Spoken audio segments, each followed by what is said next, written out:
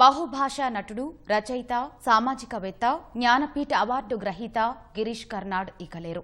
81 వయసున్న గిరీష్ కర్నాడ్ అనారోగ్య కారణాలతో బెంగళూరులోని స్వగృహంలో ఇవాళ ఉదయం తుదిశ్వాస విడిచారు.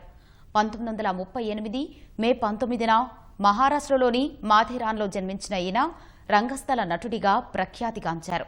అలాగే అనేక సినిమాల్లో నటించారు. పలు చిత్రాలకు దర్శకత్వం వహించారు. సినీ రంగానికి చేసిన సేవలకు గుర్తింపుగా గిరీష్ కర్నాడ్ను అనేక అవార్డులు వరించాయి.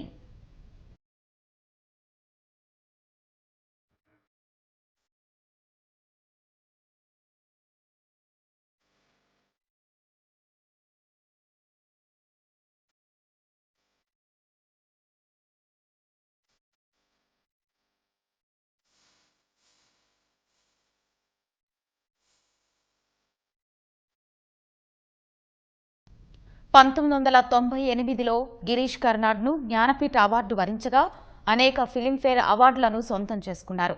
సినీ రంగానికి ఆయన చేసిన సేవలకు గుర్తింపుగా 1974లో పద్మశ్రీతో గౌరవించిన కేంద్రం 1992లో పద్మభూషణ్ అవార్డుతో సత్కరించింది.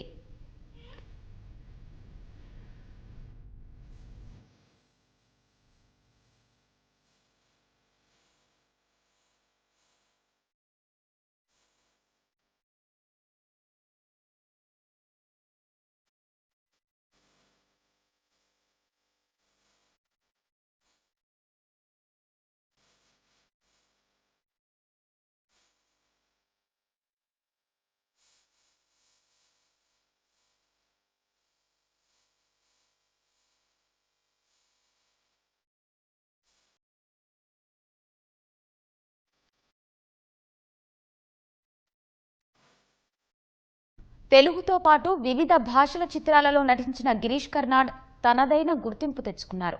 తెలుగులో ప్రేమికుడు, ధర్మచక్రం, రక్షకుడు, శంకర్ దాదా ఎంబీబీఎస్, కొమరం పులి వంటి చిత్రాలలో నటించారు.